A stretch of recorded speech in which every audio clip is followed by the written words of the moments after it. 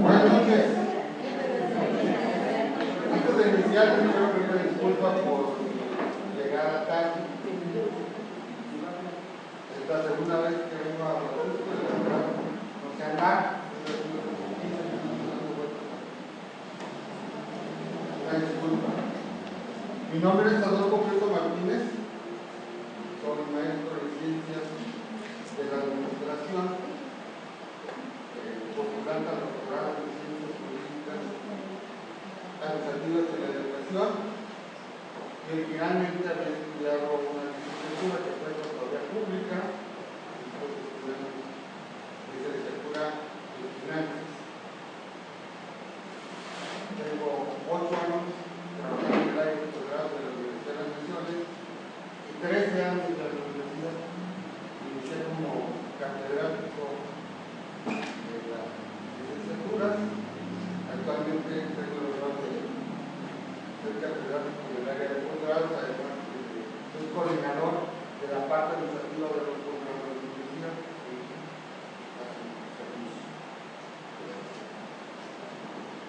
Yo ya me presenté, a mí me gusta saber con quién estoy, entonces simplemente nos vamos a presentar para que yo los conozca. Son 3 preguntas: su nombre, su perfil académico y si están trabajando, en qué están trabajando. Les platico para saber qué tipo de público tengo, y en función de eso ir estructurando la presentación, porque si hay mucho administrador, pues hablo de otros temas o un tema más profundo. Si la mayoría es maestro, pues nos vamos a las cuestiones básicas de lo que es la administración. Entonces empezamos con un tema.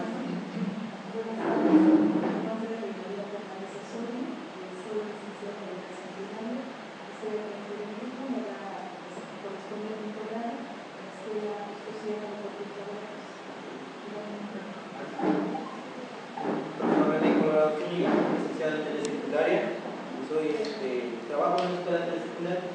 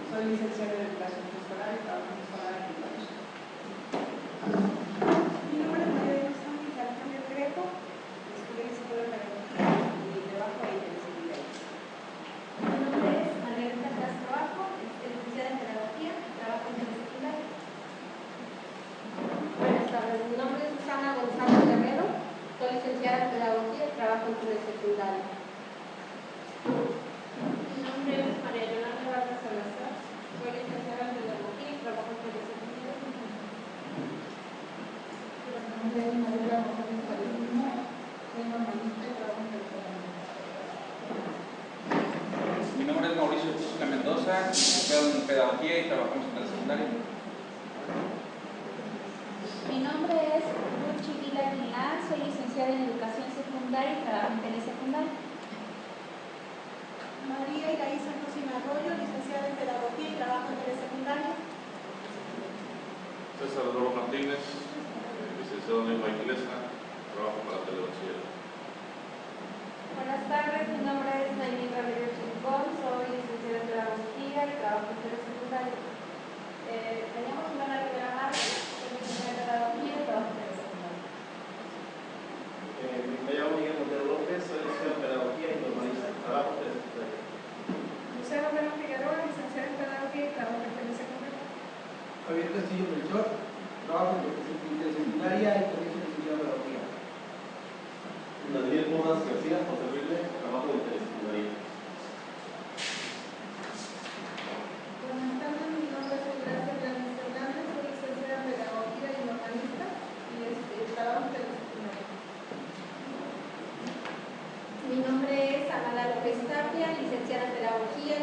telesecundaria y trabajo en telesecundaria. Alberto Cacaroto, para servir, licenciado en pedagogía, trabajo en telesecundaria. Mi nombre es José Juan Escobedo Arroyo, licenciado en pedagogía, trabajo en telesecundaria. Buenas tardes, soy Miguel Carrasco, licenciado en pedagogía y trabajo en telesecundaria. Buenas tardes, José Oscar América Colorado, licenciado en pedagogía y también en telesecundaria. Buenas tardes, Hipólito Mendoza Hernández, licenciado en pedagogía y trabajo en telesecundaria. Mucho gusto a todos. Entonces, por lo que veo, es como maestro, o cualquiera de educación, ya saben, estamos y vamos a platicar. ¿Cuál es el objetivo que perseguimos a través de esta sesión? Es brindarles a ustedes un panorama con los conocimientos básicos de lo que es la administración. Muchas veces tenemos la idea de que la administración es algo muy lejano a nosotros, algo que no tiene que ver con nosotros. Eso es algo que tiene que ver los contadores, los de finanzas, los administradores, pero realmente la administración es algo que día a día nosotros vivimos y convivimos con la administración. Para iniciar, pues vamos a platicar un poco de los antecedentes históricos de lo que es la administración. Podemos irnos hasta la época primitiva. Desde entonces se está administrando. Desde que el hombre es hombre, surge la administración. Tal vez no con el concepto que tenemos hoy o la idea específica de qué es la administración, pero sí lo vamos llevando a cabo. ¿En qué? ¿Cómo se daba la administración? Era a través de la asociación del esfuerzo de los grupos humanos para alcanzar los objetivos. ¿Cuáles eran los objetivos de los grupos primitivos? ¿Para qué nos unimos como especie? ¿Cuál es la finalidad que vivamos en sociedad? Yo creo que en la época primitiva, más que nada, defenderse entre ellos, sobrevivir. Para sobrevivir. Por eso nos unimos. ¿Cuántas veces no nos dijeron y nos daban ejemplos los papás de que había que trabajar en conjunto y bueno, algunos me pusieron el ejemplo de la varita, una varita que la agarrabas y la rompías fácil, pero te daban un puño de cabos y a ver, rómpelos, ¿no? Entonces alguna vez hicieron eso o les hicieron eso, ese ejercicio. ¿Y cuál es la reflexión que nos queda de eso? De un solo cabo a tener un enojo, hace la fuerza y es más difícil que acabemos rotos. En la época primitiva, cuando surgimos como humanos, la idea inicial de unirnos era hacernos más fuertes y ayudarnos a sobrevivir. ¿Ok? ¿Cómo estaba formada la estructura social en esa época? ¿Cuál era la estructura? Era evidentemente patriarcal. ¿Esto qué significa? ¿Qué es que sea una sociedad patriarcal? Dirigida por un hombre, por el padre, por un jefe de años. ¿Cómo se dividía el trabajo?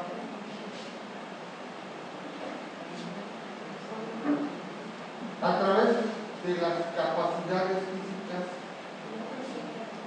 y esencialmente por el sexo. ¿A qué se dedicaban unos y a qué se dedicaban otros? Los hombres esencialmente a qué se dedicaban? A la caza y a la pesca. Y las mujeres a la recolección de frutos, ¿qué más? Cuidar niños. Gracias por eso. De hecho, en estos días tecnológica, todavía se ve reflejado el producto de esta primera división del trabajo y se ve reflejado en el comportamiento que tenemos unos y otros. Y se lo puedo explicar de manera muy fácil. El hecho de ir a comprar algo, por ejemplo, yo me quiero comprar un traje. ¿Yo qué hago como hombre? Voy a un traje, me gusta, le digo, me lo pruebo, si me queda lo compro. ¿Ok? ¿Qué hace una mujer? Normalmente llega, ve el vestido que le gusta, pero no lo compra el primer vestido que le gusta. ¿Qué es lo que hace? Va a otra tienda, va a otra tienda, va a otra tienda y al final regresa y se compra el primero. Okay. Pero esto es producto de la evolución y de la división del trabajo. Un cazador, en esencia, no puede perder la oportunidad de la presa. Nosotros los hombres no compramos cosas, esencialmente vamos a cazar. Y como está metido en nuestro ADN, en nuestra evolución, nosotros si vemos algo, pues hay que agarrarlo. ¿Por qué? Porque no sé si mañana o al rato tenga yo la oportunidad de cazar. Y en cambio, las mujeres no cazan, las mujeres recolectan. ¿Y qué es lo importante en una recolección? Tienes que seleccionar el mejor producto. Entonces, las mujeres no cazan, ellas recolectan. Por eso son tan selectivas.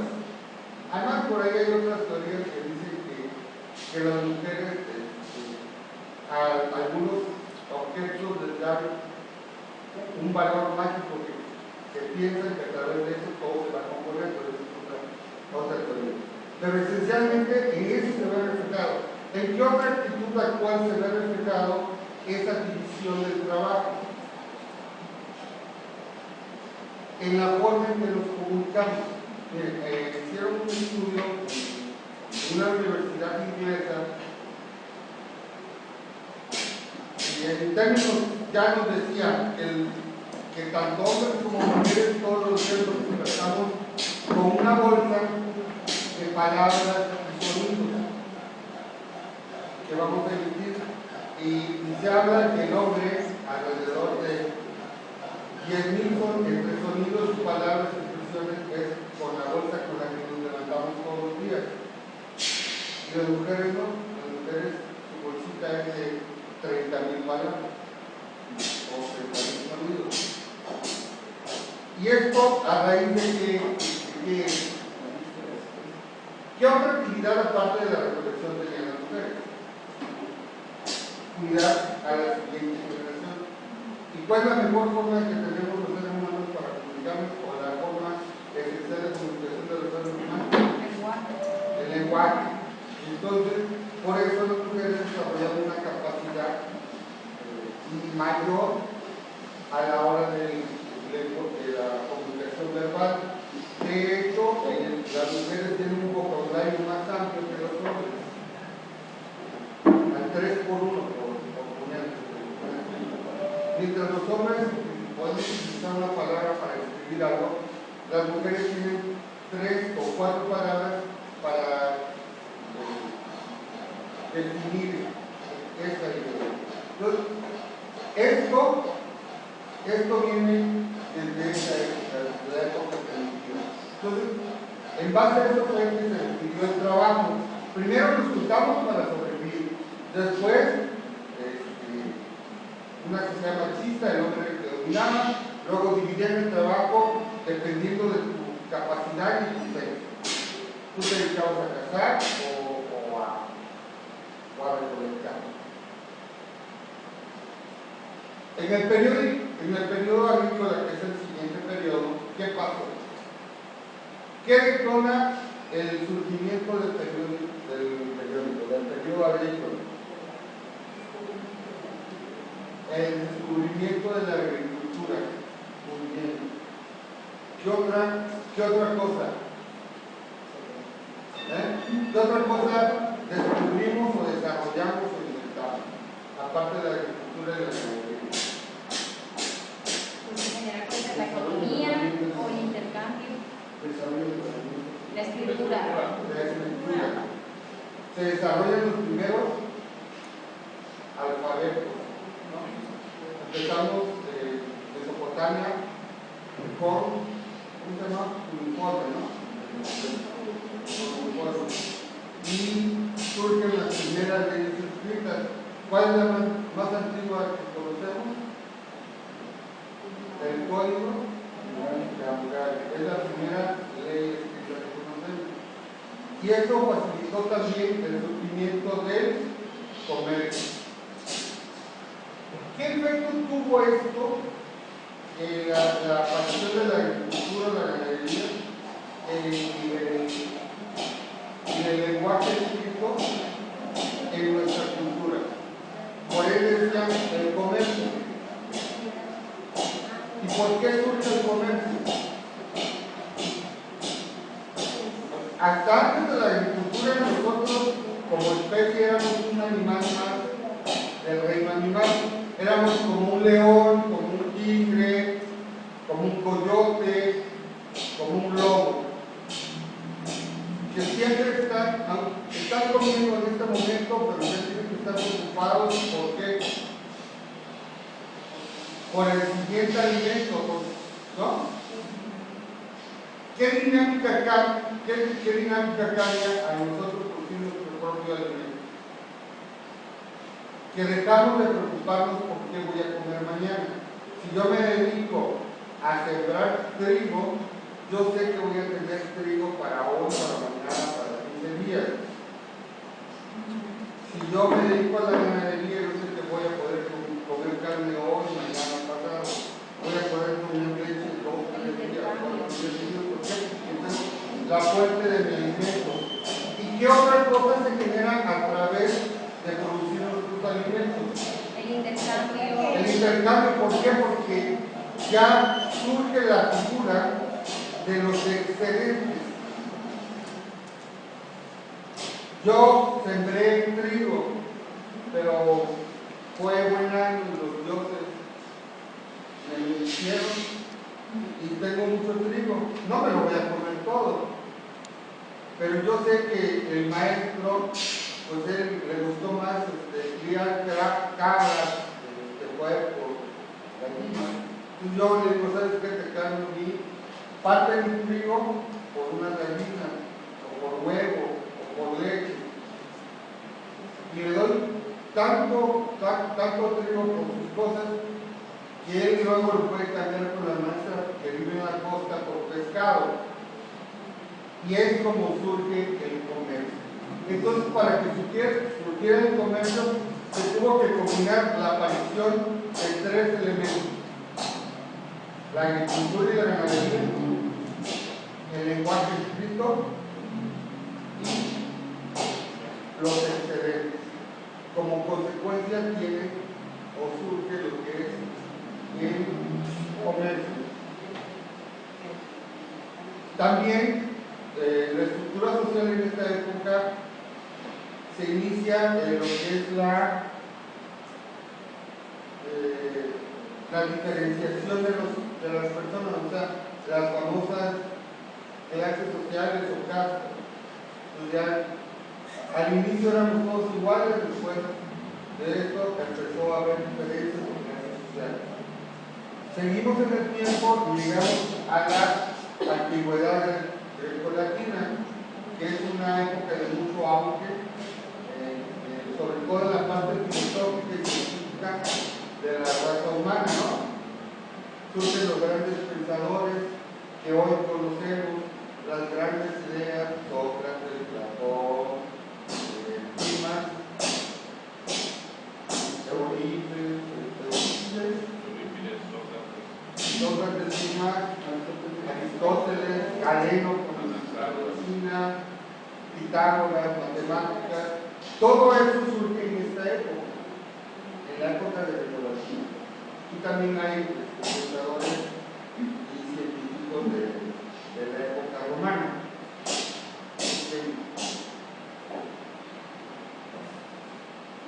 Pero aquí surgió otra figura, mientras que en la época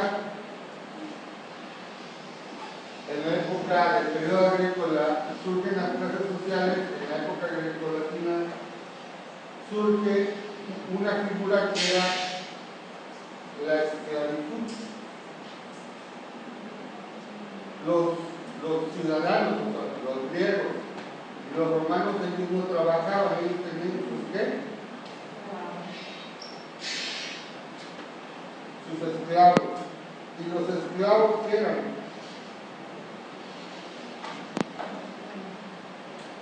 Los esclavos eran considerados como objetos, eran una posesión. Un esclavo era como ser dueño de una silla, de una mesa, un caballo, un perro. Una propiedad. Era una propiedad. Era una propiedad del esclavo. No tenía ningún derecho, no tenía voz, pero sí tenía que atender y trabajar por su amo.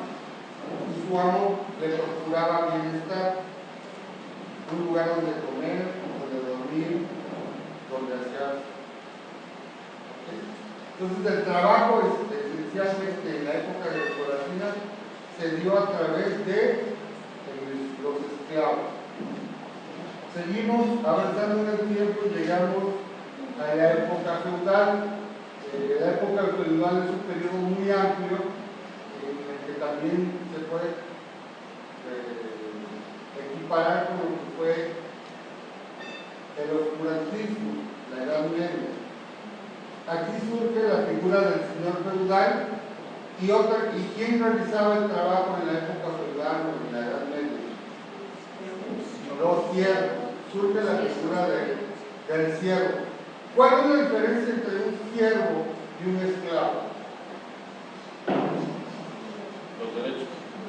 Los derechos y la noción de libertad. Mientras un esclavo es una propiedad, un siervo no es propiedad de un lugar. Pero ¿cuál es la finalidad? Los dos trabajan para una persona. El siervo que vive dentro del territorio de un señor feudal, tiene que pagarle por todo. Si caza algo, le tiene que dar un porcentaje al señor feudal. Si siembra y cosecha, le tiene que dar al señor feudal. Si recolecta frutos, también, y aparte tiene que pagar impuestos. Mientras vivas en el espacio del feudo, tú le tienes que servir a tu señor feudal.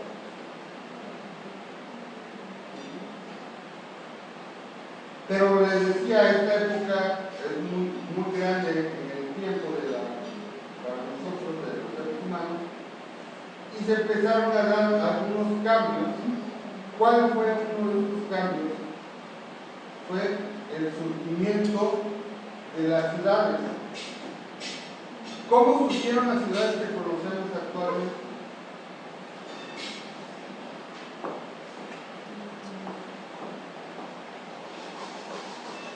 ¿Cómo nacieron? ¿Por qué nacieron?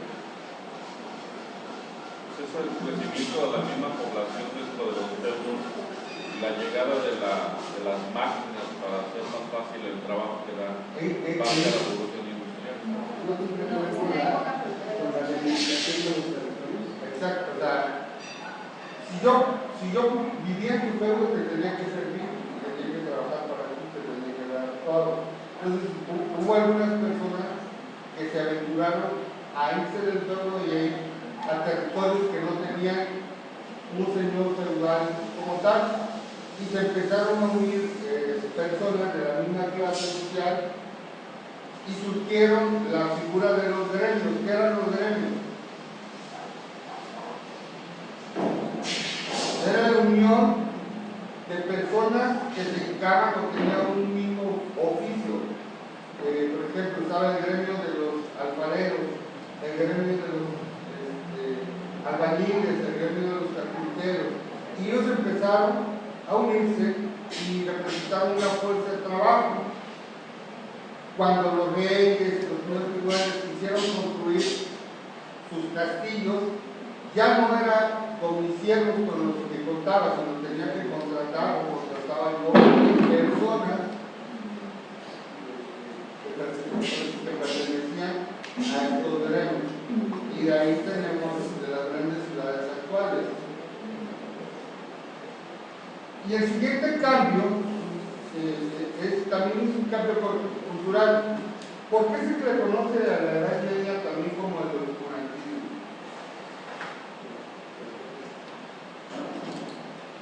¿Cuándo inicia la Edad Media por el oscurantismo?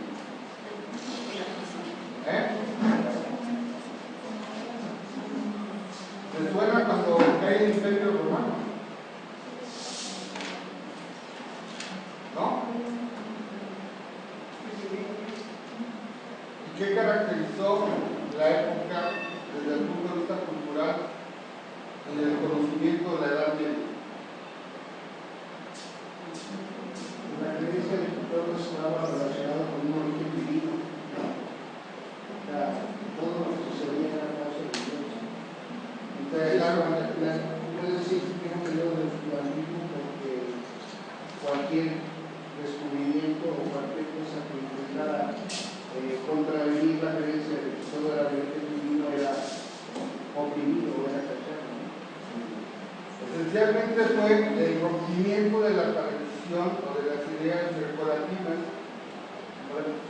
Cuando desaparece el Imperio Romano de Oriente y de Occidente, lo devastan los bárbaros del norte. ¿Ustedes saben lo que significaba en ese entonces la palabra bárbaro? ¿Qué significa? Si yo le digo es un bárbaro, ¿qué le estoy diciendo? Salvaje, atrevido. Bueno, ustedes saben lo que para los griegos y los romanos eran los bárbaros. ¿Cuál es el significado de esa palabra? Era extranjero. Nosotros hemos ido cambiando el sentido a esa palabra. Originalmente, cuando hablaban los romanos de los bárbaros del norte, no eran los que fueran salvajes, ignorantes, sino simplemente eran extranjeros. Cuando estos grupos bárbaros del norte, o sea, los germánicos, los teutones, acaban con el Imperio Romano, también quieren acabar con el vínculo del pasado. Es algo como lo que pasa en México cada 6 años. Cuando cambia un presidente de la República, ¿qué le pasa a los proyectos y programas que traemos? ¿Qué les hacemos? Los desechamos. Los despachamos. ¿Por qué? Porque los hicieron otros. Bueno, mande. Se queda en el olvido y si no los vuelvo a mencionar, mejor. Porque igual hizo algunas cosas buenas que me van a hacer ver mal a mí. Entonces vamos a suponer que esto fue lo que pasó en la transición entre la época grecolatina y la época del feudal. Se desligaron completamente de esa tradición y de esas ideas, se perdieron muchas cosas. Pero antes de llegar a la revolución industrial hubo un periodo que se conoce como el Renacimiento. ¿Y por qué se conoce como Renacimiento? Porque recuperan muchas de las ideas y mucho del pensamiento que tenían los griegos y los romanos. Hay cosas que nosotros creemos que son invención moderna y que se debe a los avances que tenemos nosotros actualmente, pero hay muchas cosas que vienen desde los griegos. Por ejemplo, los griegos tenían agua entubada.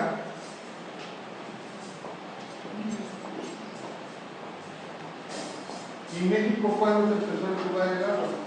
A finales del siglo pasado. Bueno, a inicios del siglo antepasado, a finales del siglo XVIII, cuando empezaron las primeras nociones de México de entubar el agua, el baño con agua corriente. Era algo que los ciudadanos de México en 1900 o 1890 veían como algo muy nuevo, muy novedoso, pero eso ya lo tenían los griegos y los romanos 2000 años antes. Pero fue debido a que, haga de cuenta que llegó un nuevo partido que dijeron, no, eso no sirve. Vamos a agarrar nuestras nuevas ideas. Por ejemplo, nosotros hemos escuchado de Copérnico, Galileo. Y ellos basaron su conocimiento en cosas que estudiaron y que pudieron superar de las teorías que tenían los griegos y los romanos. De hecho, creo que fue Pitágoras el que determinó por más o menos como por 3.000 metros la circunferencia de la Tierra sin necesidad de GPS, ni nada, simplemente hizo un cálculo trigonométrico, puso una vara en el suelo y exponencialmente con la sombra determinó cuánto era la circunferencia de la Tierra. Y si se acuerdan, hasta antes de 1492, de llegar a Colón, ¿qué sostenía la Iglesia y en general todo el mundo? Que la Tierra era plana. Y miles de años antes, Platón ya había determinado que no, era redonda. También habían determinado que la Tierra no era el centro del universo, es más, ni siquiera es el centro del sistema solar. Ese conocimiento ya lo habían desarrollado.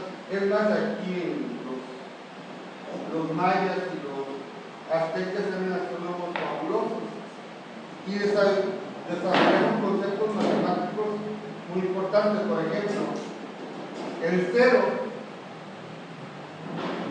la noción del cero en matemáticas es trascendental. ¿Quién da clases de matemáticas aquí? Todos. ¿Quiénes son los detalles? A ver. Y no me van a dejar mentir, hagan una multiplicación o una división con números romanos entonces. Pero ponemos nuestro cero arábico y ¿qué pasa? ¿Perdón? Fuerte. ¿O no? Ok. Bueno, entonces durante el Renacimiento se consolidan lo que son los gremios, crecen las ciudades e inician la experimentación con las máquinas. ¿Cuál fue la primera máquina funcional que se hizo en la época de la revolución industrial? O la primera máquina que se tiene conocimiento en la época de la revolución industrial. Era la máquina de vapor. ¿Y ustedes saben para qué se ocupó la primera máquina de vapor? ¿Y en dónde? En Inglaterra. ¿Y saben cuál era su función? Sacar agua de las minas de carbón. Qué paradoja, ¿no? ¿Y con qué trabaja una máquina de vapor? Calor y agua. ¿Y con qué generaban el calor? Carbón. Entonces, ven la paradoja. La primera máquina de vapor que se inventó fue utilizada para sacar agua de las minas de carbón. Para eso después se desarrolló y el surgimiento de la locomotora, que fue el primer medio masivo de comunicación. ¿Cuál fue el efecto de la aparición de la locomotora?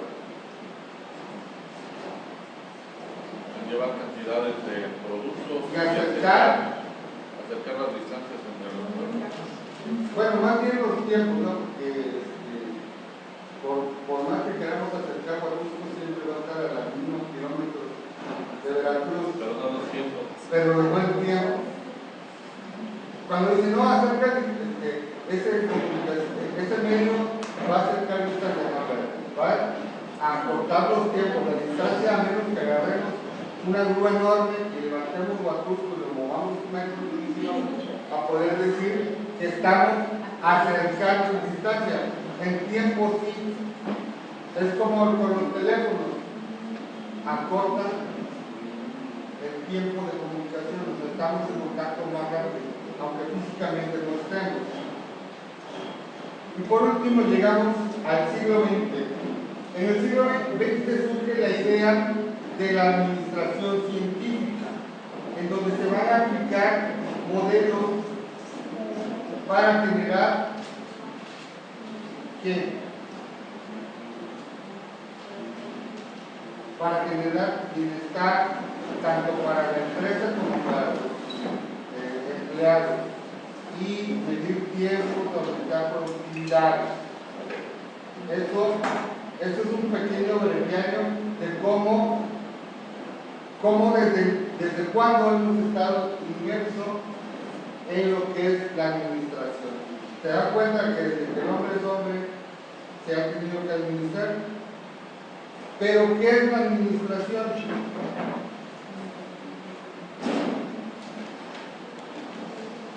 Conceptos de administración. Miren, yo tengo, por mi formación, yo no soy pedagogo ni normalista, y yo siempre, desde que estudié, siempre tuve un problema. Mi problema era con los conceptos, y yo desarrollé la idea que para entender algo primero, o para aprender algo primero, tengo que entender de lo que estoy hablando.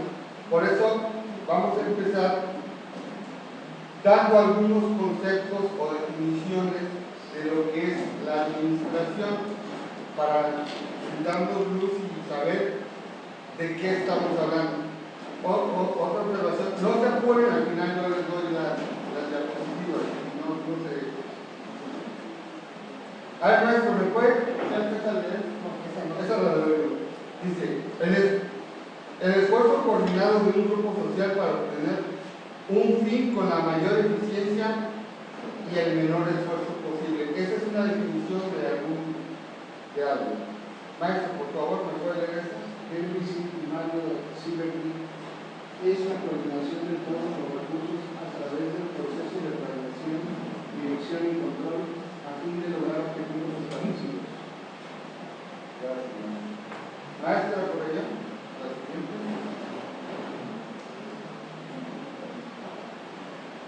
Robert F. Boucher, el proceso de trabajar con y a través de otras personas a fin de lograr los objetivos de una organización formal. Una última. Maestro, por favor. Harold Combs y Cyril O'Donnell es la dirección de un organismo social y su efectividad en alcanzar sus objetivos, fundada en la habilidad de conducir a sus integrantes. Si se dan cuenta, tengo 4 definiciones de organización de 4 personas distintas. Parecería que no, pero en esencia hablan de lo mismo. Y podemos destacar de estas definiciones algunos elementos que vamos a estar encontrando continuamente en esta. El primer elemento va a ser el elemento objetivo. ¿Qué son los objetivos? ¿Qué es un objetivo? Que se espera lograr. Es a donde quiero llegar. Entonces, cuando hablamos de administrar, hablamos de que vamos a tener que ponernos un objetivo, tenemos una meta, queremos llegar a algún punto específico, alcanzar algo. Hablamos de eficacia y de eficiencia. Debo reconocerlo, yo hace muchos años yo confundía y utilizaba indistintamente el término eficiencia y el término eficacia, porque hay mucha gente, ya se me aclaró, pero hay mucha gente que tiene o que tiende a confundir estos términos y los da como sinónimos, y no es cierto, no significan lo mismo. ¿Qué es eficiencia?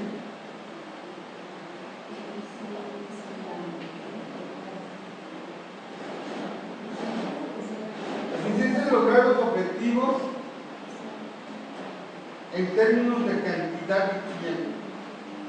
Si yo te pongo una tarea y esa tarea la realizas en el tiempo que yo te di, podemos hablar de que eres alguien eficaz. La eficacia se trata de que vas a hacer lo que se pide. Y la eficiencia es hacer las cosas bien, sin entrar en mayor complicación. Cuando hablamos de que alguien es eficaz, es que le pides una tarea y la cumple en el tiempo que le pediste. Y cuando hablamos de eficiencia, hablamos de que hizo las cosas bien. Ahora les pregunto, ¿puede ser una persona eficaz y no eficiente? Sí. ¿Y puede ser una persona eficiente y no eficaz? ¿Eh? Sí. Lo vamos a ejemplificar. Vamos a suponer que yo soy un carpintero. Y llega el maestro, allá, que tiene el bol de la varilla en la mano, y me dice, oiga, jefe, ¿me podría dar o hacer 10 sillas? Yo, ay, sí, se lo sabe. ¿En qué tiempo? En 15 días le hago sus sillas. Y llega el maestro a los 15 días y ahí están sus sillas. Las sillas que me pidió están terminadas, pero están mal cortadas, mal barnizadas, tienen clavos de fuera. ¿Fui eficaz? Sí, ¿por qué? Porque entregué el tiempo lo que me pidieron. ¿Fui eficiente? No, porque está mal hecho el trabajo. Ahora, al revés, me pide la silla y llega y están muy bien hechas las sillas. Hermano, tan bonitas me quedaron que las quieren meter a concurso o meterlas en un museo de que están bien hechas que están las sillas. Sí, nada más que le dije que iba a ser 15 días y van 4 meses y apenas se las entregué. ¿Fue eficiente? Sí, ¿por qué? Porque está bien hecho el trabajo. ¿Fue eficaz? No.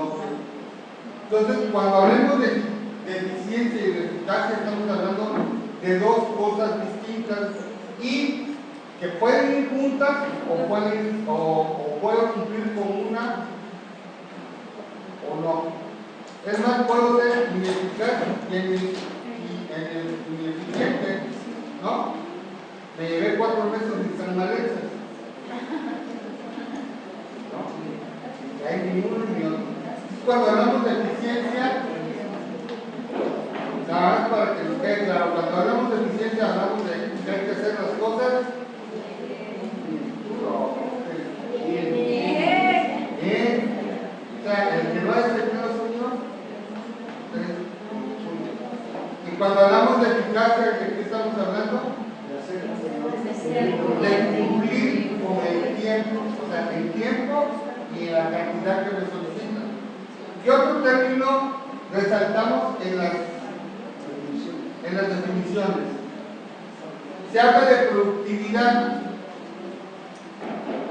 Miren, actualmente hay un debate, no sé si han escuchado, en el que quieren modificar ¿qué cosa?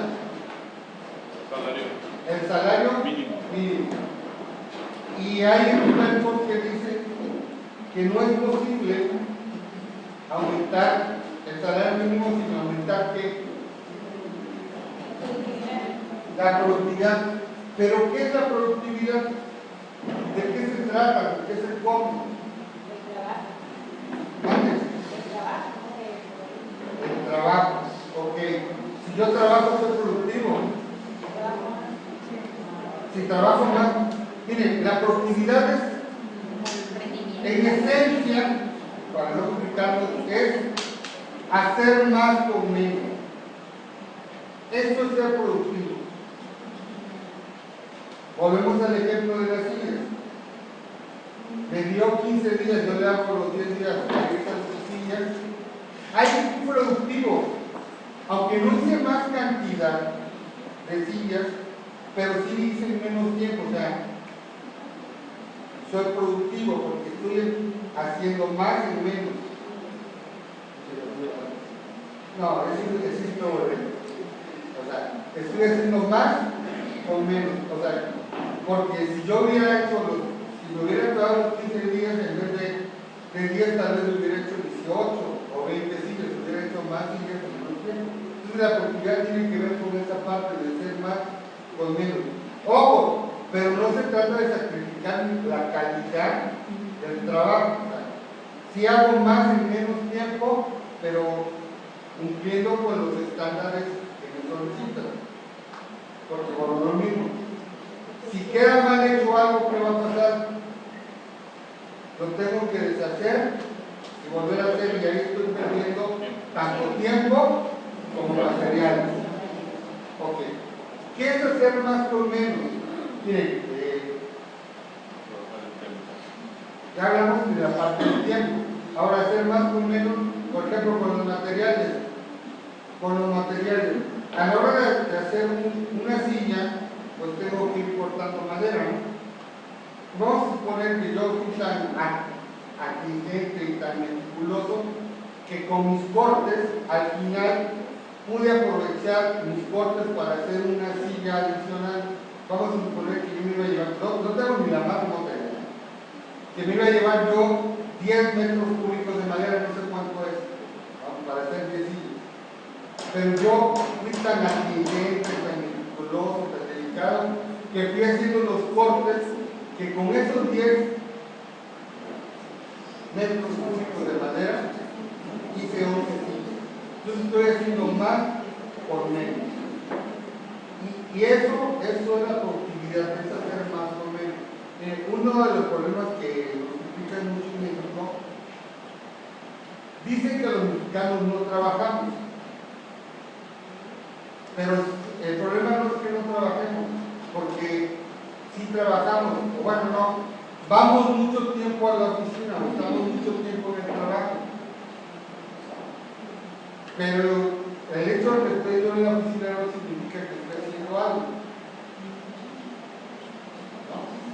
Me la puedo pasar en el Facebook, a ver qué está fácil, en Twitter, jugando Candy Crush. Y estoy en la oficina, ¿no? O sea, ya llegas a tu casa, no, hombre, qué día mortal, desde las 8 de la mañana hasta las 8 de la noche. Y no hiciste nada. Cuando se habla de que el mexicano tiene que ser más productivo, es que el tiempo que te pases trabajando, o en la oficina, o en el taller, o en tu aula, verdaderamente estés trabajando, no estar. No sé si me explico. Entonces, lo que hablan los expertos, de que en la medida en que nosotros los mexicanos nos comprometamos a verdaderamente producir en el tiempo que estemos en nuestro centro de trabajo, en esa medida se va a posibilitar el aumento del salario mínimo, que al final a todos nos conviene, que todos ganen más, ¿no? Porque si ganamos más, compramos más, y compramos más, pues se necesita más trabajo. ¿Mande? ¿Por ahí? Y Hacienda cosa más también. Ya, pero miren, esa es una idea errónea que tenemos nosotros, que no nos gusta pagar impuestos.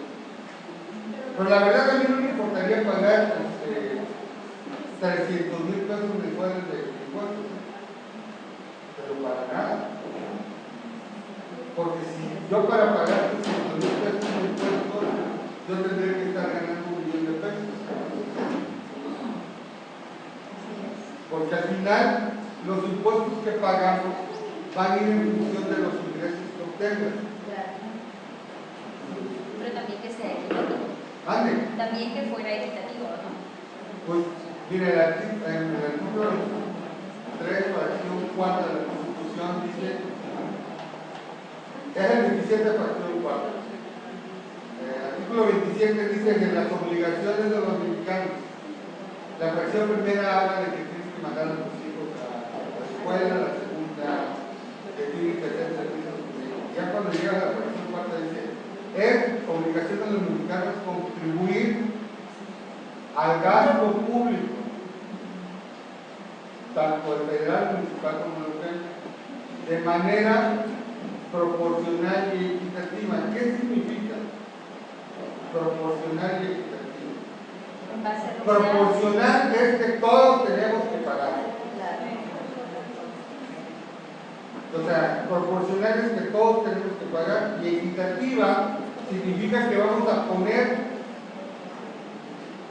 disculpen la expresión, pero según el sapo en la federal.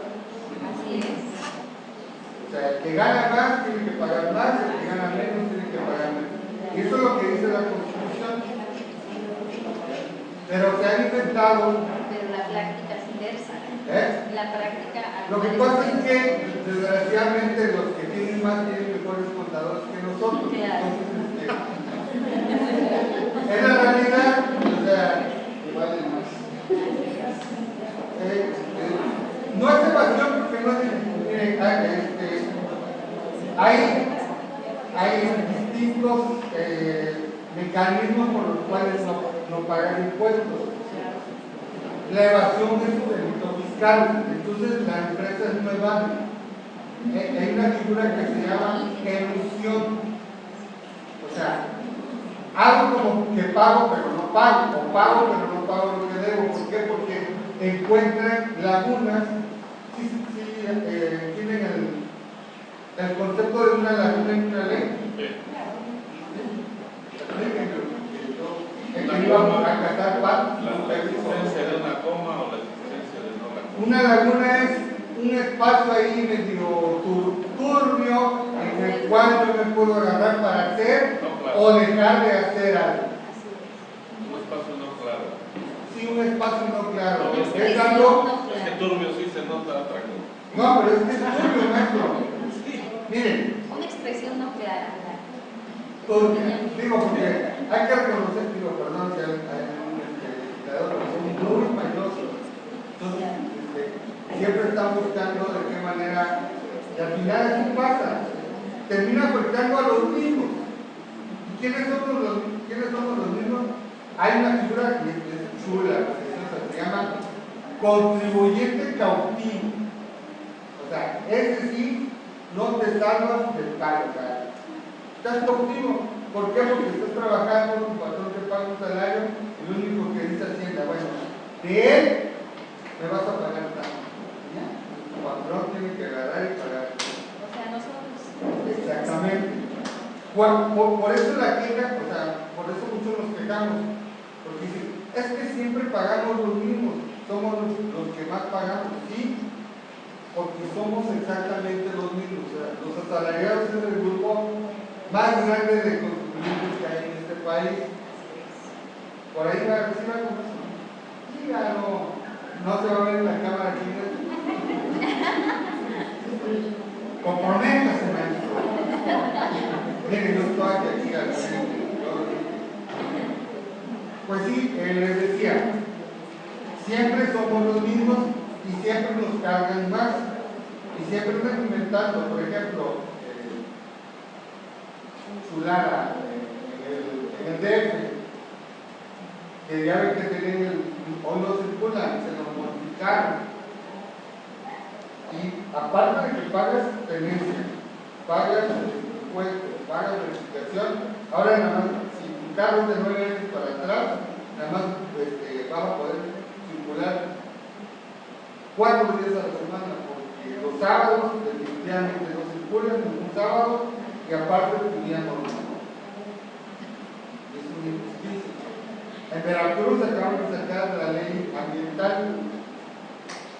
Si saben, ¿no? Ya la vamos a pagar más por la verificación. Bueno, a partir de enero, el que no traiga verificación te pagan, te detienen la unidad, la llevan al corredor, la pura multa son 3,000 pesos.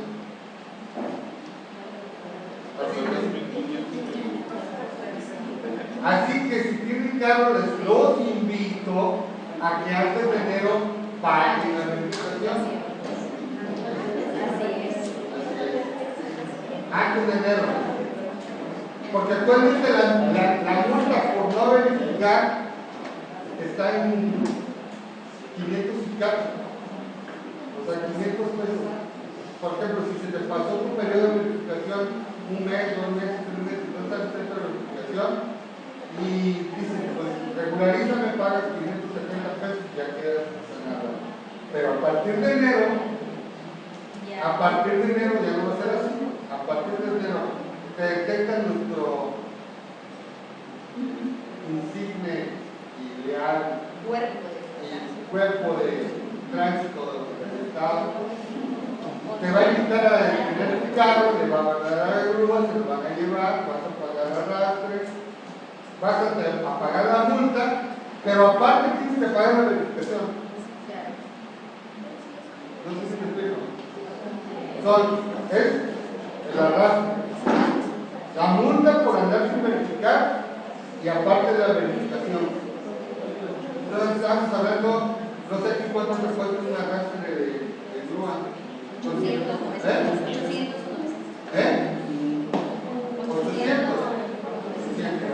800 más 3.500, 4.400, más la otra 5.000 pesos.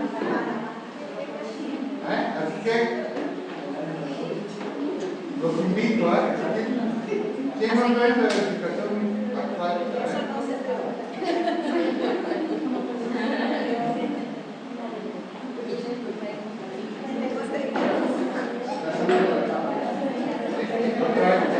Es que me estaba yo revelando, pero ya con esto voy a tener que alinearme.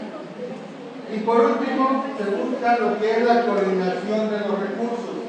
Cuando hablamos de recursos, hablamos esencialmente de recursos humanos, recursos materiales y recursos financieros. Esos son los recursos que estos van a convivir o son los que buscan aprovechar al máximo a través de la administración. El recurso humano, ¿quiénes somos? Nosotros. Los recursos materiales, ¿en qué consisten? Son todos los elementos físicos necesarios para llevar a cabo una actividad. Por ejemplo, ¿cuáles son los recursos materiales de esta escuela? El terreno, los salones, la silla, las bancas, el pizarrón. Esos serían los recursos materiales. ¿Y cuáles serían los recursos financieros? El dinero que se requiere para poder mantener funcionando la escuela. Entonces, a través de la administración se busca aprovechar de manera eficaz, eficiente y productiva los recursos. ¿Dudas hasta aquí? ¿No? ¿Seguro?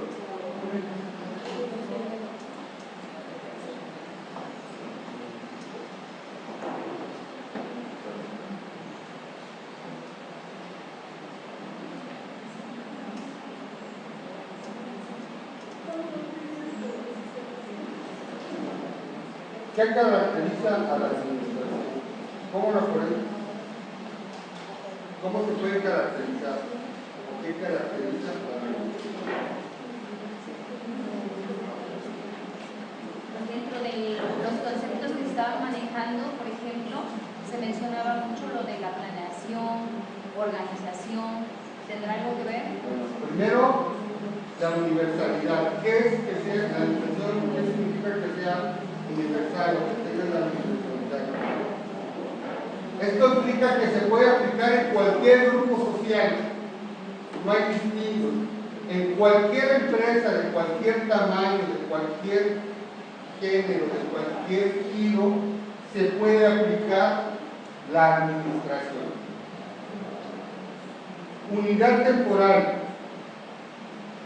Miren, aunque para fines didácticos normalmente el proceso, la administración se divide en un proceso que tiene 4 o 5 etapas, depende del autor, 6 algunos, es atemporal. ¿Por qué? Porque en un momento dado, en un área, en una misma empresa pueden estar conviviendo 2 o 3 pasos del mismo proceso. En una empresa puedo tener 6 departamentos y en cada departamento estar en una etapa distinta, un paso distinto del proceso administrativo. Entonces, por eso es unidad temporal, porque es un proceso dinámico, no es un proceso estático. Amplitud de ejercicio. Al igual que es universal porque se puede aplicar en cualquier negocio, amplitud de ejercicio también implica que dentro de un negocio o dentro de una empresa se puede aplicar en cualquier nivel. No está simplemente diseñado o delegado para los niveles altos de una empresa. En cualquier nivel de la empresa se puede aplicar este proceso. Especificidad. ¿Qué es esto?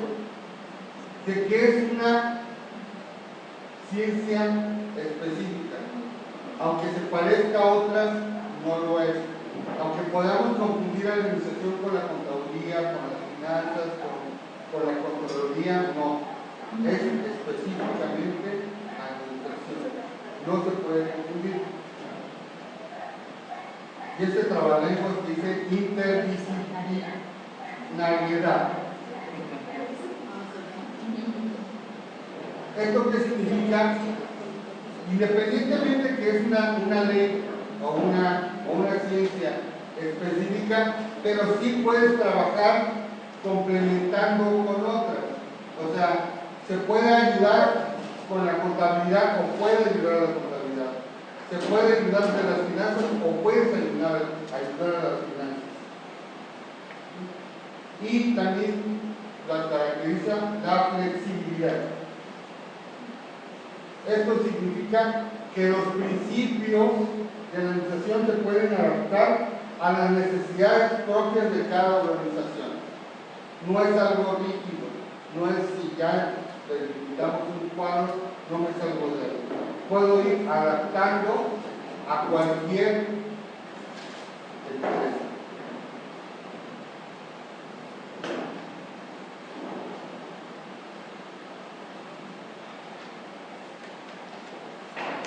Como les decía, en el punto 2, que era la unidad de tiempo, que para fines didácticos se maneja un proceso y por etapas. Les decía que la administración es un proceso dinámico y dependiendo del autor que consultemos, este proceso puede estar dividido en 4, 5 o 6 etapas o pasos.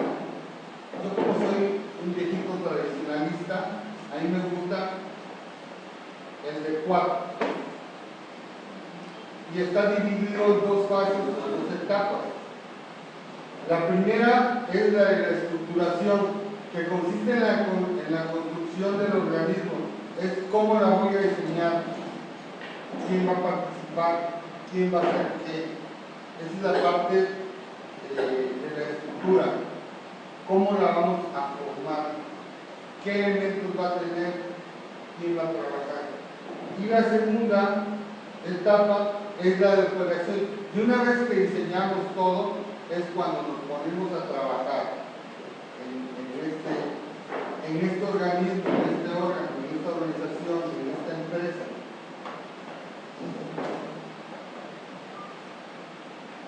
Y este es el proceso administrativo de funciones básicas. Les decía que yo soy muy tradicionalista y a mí me gusta este diseño de 4 etapas. Que el primero se llama planeación, el segundo se llama organización, el tercero dirección y el cuarto control. La primera etapa en la que hablábamos de la organización es esta etapa. Forma parte de estos 2 procesos, la planeación y la organización. ¿Qué es planear? Planear es determinar los objetivos y los cursos de acción que vamos a seguir. Cuando hablamos de planear, estamos haciendo eso. Estamos viendo o poniendo a dónde queremos llegar, pero también estamos decidiendo cómo o de qué manera podemos alcanzar ese objetivo. ¿Qué ruta vamos a tomar? Pasos a seguir.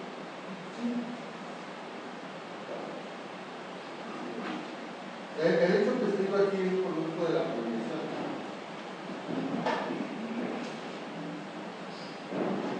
Desde que me dijeron que venía a Huatusco, dije, ¿dónde queda Huatusco? Pues la primera vez que vine, con muchos años, cuando vine con un amigo me dormí, no supe cómo llegar. Entonces, ¿qué hice? Pues investigué, ya me entré a internet, Google Maps, y me daban 3 rutas, bueno, 3 formas de llegar. Una era por aquí, por Fortín, la otra por donde me vive, que es hasta Tamarindo, bajar a Colegio y entrar, la otra es una que era por camarón de pesquera y todo eso. Ahí, ¿a dónde quería ir? ¿Cuál era mi objetivo? Y lo hice aquí. Y los cursos de acciones, ¿cuáles eran? Me podía venir por Fortín, me podía venir por Soledad o por nuestro compañero. Entonces, esto yo lo hice, yo planeé. Y el hecho que esté aquí, resulta que fue un éxito mi planeación, porque al final, tarde, debo reconocerlo, no fui deficiente, fui eficaz. No, fui eficiente porque sí estoy eficaz, no, porque tenía que haber llegado a tiempo. No, eres eficaz porque llegaste, pero no eres eficiente porque no llegaste a tiempo.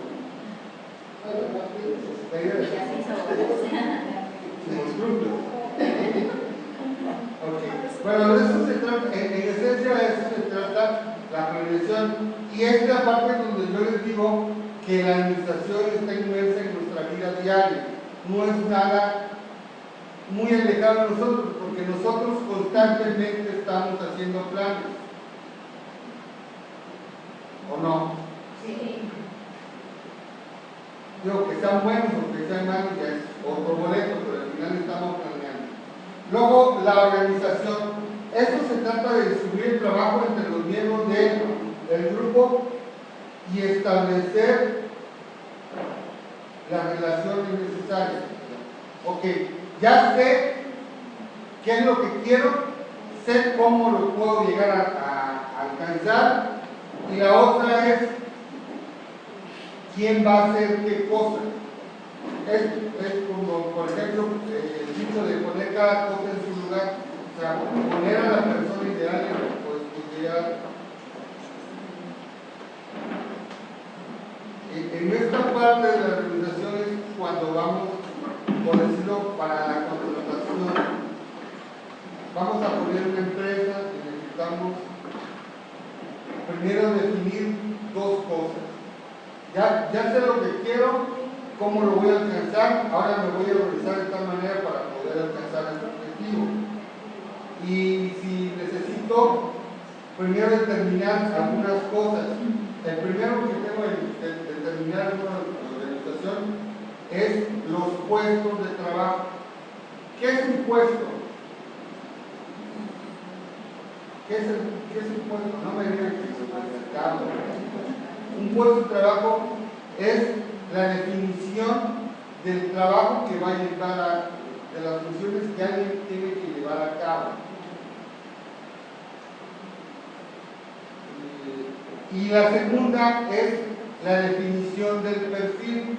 En cuestiones de perfiles ustedes están muy familiarizados, puesto que para poder dar clases en la Secretaría de Educación de Cultura de Veracruz, a excepción de los telebachilleratos y los telesecundarias, los demás maestros para poder dar clases en un grado tenemos que cumplir con el perfil. Por ejemplo, si yo quisiera dar clases en una secundaria normal, o bueno, no es que no sea normal en la otra, pero una secundaria o un bachillerato regular, por mi perfil, yo no podría dar, por decirlo, química, o sí. Podría dar física. ¿No? ¿Por qué? Porque para yo poder dar química o física en una escuela regular, ¿es el término? ¿Cómo se le dice?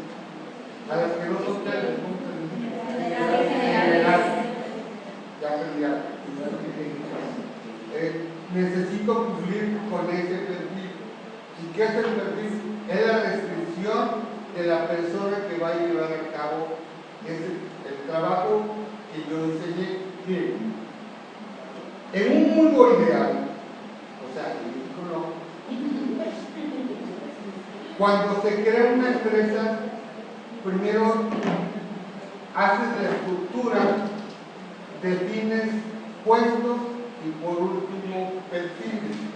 O sea, primero dices determinas qué va a hacer cada puesto y después vas a buscar a la persona para que lleve a cabo ese trabajo. Pero en México lo hacemos completamente al revés. Primero te contrato y después lo que haces. Miren, exactamente. Hay un fenómeno que yo lo llamo el fenómeno del nuevo en la oficina. ¿Cuál es el fenómeno del nuevo en la oficina? El nuevo de la oficina es el chavo que llega casi recién saliendo de la universidad, que no tiene ni la más remota idea de qué se trata, pero como es sobrino del compadre, el primo del amigo del dueño de la empresa, échale la mano, compadre, bueno, ahí no vamos a contestar, y ya le dice, bueno, ahí te sientas. ¿Qué haces? Nada, estás el primer día ahí baboseando, incluso puede ser otra cosa. Y entonces tus compañeros de área se dan cuenta que tú no haces nada.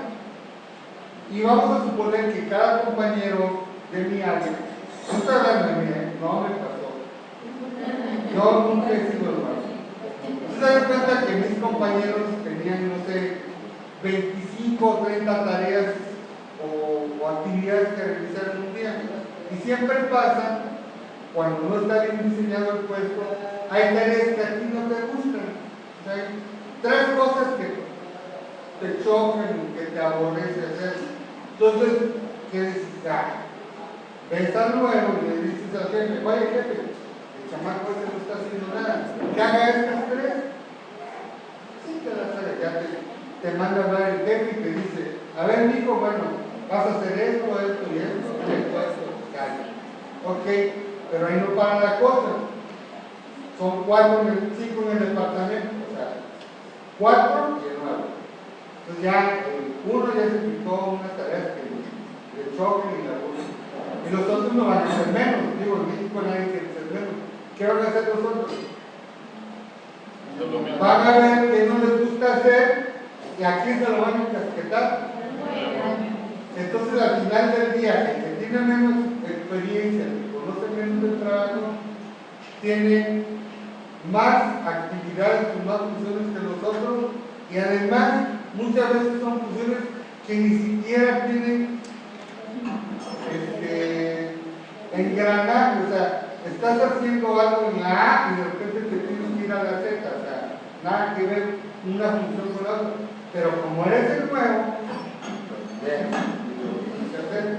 entonces esto pasa mucho en México. Primero contratamos y después vemos qué te pongo a hacer.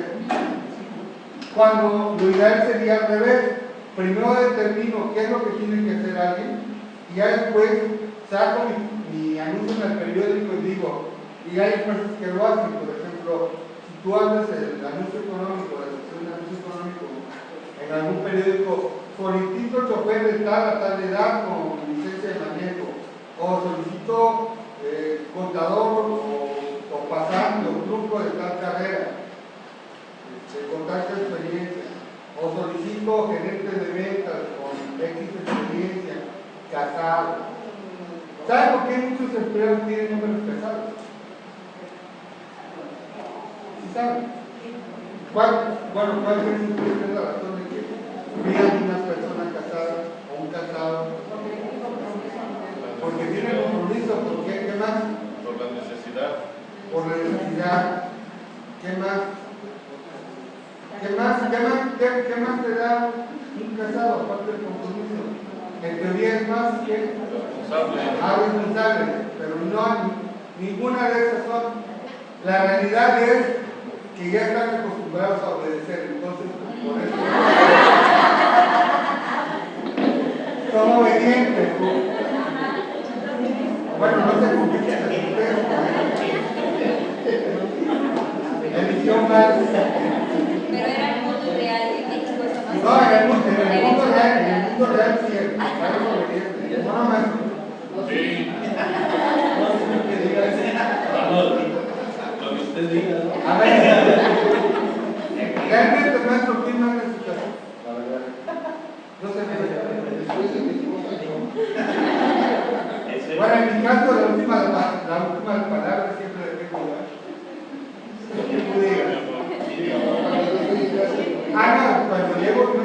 que pateándola. No, porque hasta la perra me da Entonces, en la primera fase del diseño de una organización está, esto es, hasta aquí es pura parte teórica. Primero definimos qué queremos, cómo, qué caminos podemos tomar. Después vamos a definir quiénes van a llevar a cabo ese trabajo y además tengo que determinar qué comunicación y qué autoridad y qué responsabilidad le voy a poner a cada persona, porque a la hora de diseñar el organigrama y poner los puestos también le tengo que poner dos cosas adicionales. Aparte de las actividades que tienes que llevar a cabo, tienes que ponerle qué responsabilidad y qué autoridad va a tener. Porque si yo te puedo dar un puesto de mucha responsabilidad, pero si no te doy autoridad, no sirve de nada. Es como, por ejemplo, si me ponen director de ventas y no me dejan dar crédito, ¿qué voy a vender? Tengo que tener la posibilidad de dar ese crédito. O si me ponen de gerente de producción y no me dan la autoridad de pedir materiales o de contratar a alguien, ¿cómo voy a producir? Entonces, cada puesto que se determina tiene que llevar aparejado dos cosas. Uno es la autoridad y la otra es la responsabilidad. Y en la teoría dice que a mayor responsabilidad, mayor ingreso, autoridad. No, los ingresos no tienen en este caso. Luego tenemos lo que es la dirección. ¿Qué es la dirección? ¿Dónde está qué? A donde me llevaban todos los días en primaria. Bueno, algo por el estilo. Un buen directivo o la dirección se encarga de conducir, de llevar, ¿sí? Que se lleven a cabo lo que se diseñó, es el que nos va a guiar, el que nos va a decir cómo, por dónde. Es el que nos tiene que motivar, nos tiene que retar para que se lleve a cabo el trabajo. No se ría, maestro, es en serio. Acuérdense que estamos hablando les dije que estamos hablando de un mundo ¿qué? Ideal. En el mundo ideal. En el mundo real, un directivo debería ser aquella persona aparte de ser líder, es la persona que nos va a guiar, nos va a orientar, también nos puede encaminar, nos puede, les digo, retar para que demos nuestro mejor esfuerzo. Todo eso debe de encargarse de la dirección. Y por último, el control. ¿Qué es el control? Es la revisión de los resultados confrontados con los planes. Y la mamá de mi mamá tenía una frase que define el control, pero así, lo que es. Control es preguntarte, ¿voy bien o me regreso? Y se acabó. De eso se trata el control.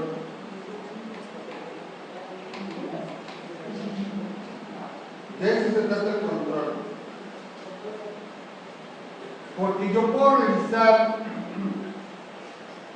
dónde estoy, pero si no sé dónde debería estar, no sé si estoy bien, no sé si me explico. Primero, para llevar a cabo un control eficaz, eficiente, que sea productivo, tengo que saber dónde debería de estar yo y ya de donde estoy a donde debería de estar puedo determinar si estoy en el camino correcto. Es como les decía, yo planeé estar aquí, vi 3 rutas, pero yo me subí en mi carro, pero en mi carro voy leyendo los letreros. Por cierto que casi no hay letreros que llegan al Huatusco, hasta que llega con eso, exactamente. Entonces, lo bueno que traía yo el GPS, si no quizás no hubiera ido a la cuadra. Entonces, se los juro, mal hecho, pero lo venía haciendo de repente, le iba echando un cualquier veces. Porque iba yo checando que viniera bien. ¿Qué me hubiera pasado si de repente veo Jalapa 20 kilómetros? ¿No? ¿Qué tendría yo que haber hecho en ese momento?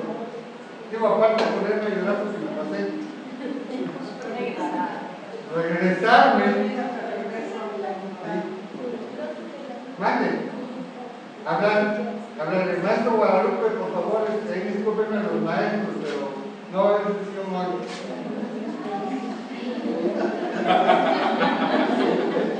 Maestro, acaba de comprobar una teoría que yo tengo. No tiene nada que ver con la clase, pero otra vez. Y el jueves tuvimos un taller ahí en la universidad. Yo el maestro Manzanares, ¿lo conoce? Sí. El maestro Manzanares nos dio un taller porque estábamos buscando mejorar y atacar algunas áreas de oportunidad que tenemos todos los expositores. Y nos decía que había que cambiar algunas cosas. Yo siempre les he sostenido que sí está muy padre, que sí tenemos que mejorar, todo, pero siempre partiendo de un principio. ¿Y cuál es el principio? El principio es que independientemente del nivel en que estemos dando clases, un alumno siempre va a ser un alumno. Se los juro, y es cierto. Ese de que si no va a haber sesión ni aplauso. O sea, si les digo, ¿saben qué? Vámonos. A ver, ¿quién estaría en desacuerdo de decir vámonos? La verdad. No, ya ahorita después de lo que les dije.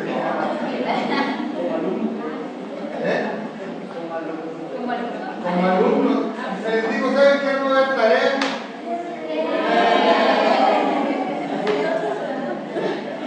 No es cierto, sí va a haber tarea. Entonces, vamos a hacer un control. ¿En qué vamos? Vamos a hacer control. Entonces, de eso se trata el control. Y estos 4 pasos o 4 etapas es lo que se conoce como el proceso administrativo. Entonces, quedamos en la primera etapa, que es la planeación, se trata de definir a dónde quiero y qué caminos puedo tomar para llegar al punto donde quiero.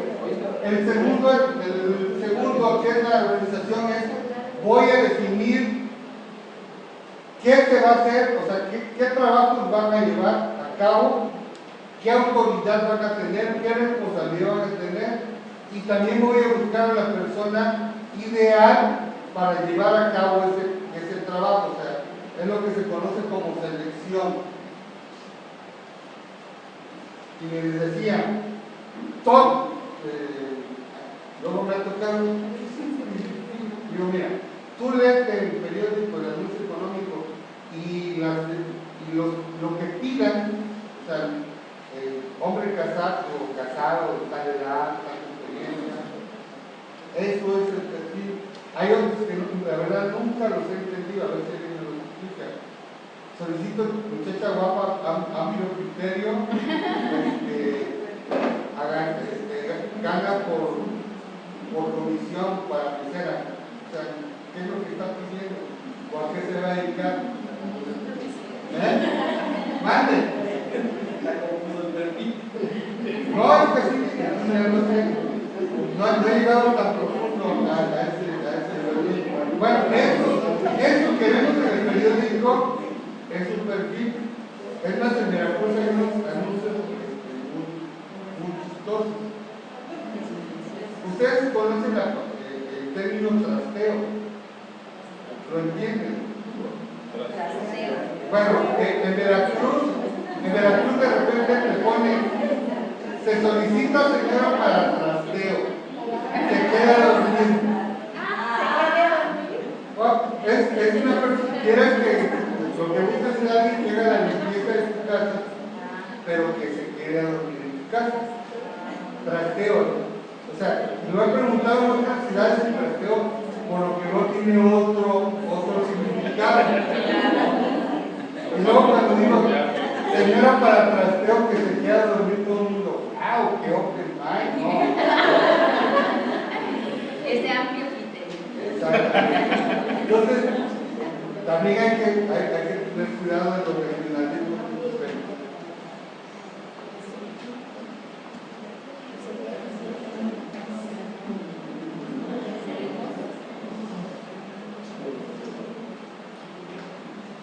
Llevamos casi una hora y media.